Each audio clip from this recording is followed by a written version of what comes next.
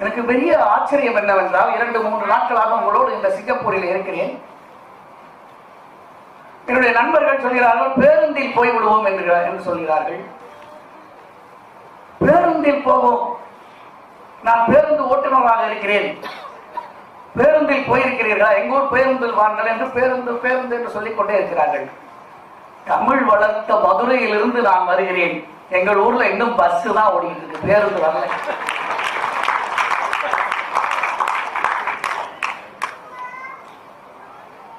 எங்க பிள்ளையெல்லாம் கூட்டு வந்தா என்னப்பா சொல்றாரு, ஏதோ ஒரு பேர் சொல்றாரு, பேருந்துங்கிற அதுல எப்படி போறது, அது மேல பறக்குமா கடல்ல போகுமான்னு கேட்டுருவான்.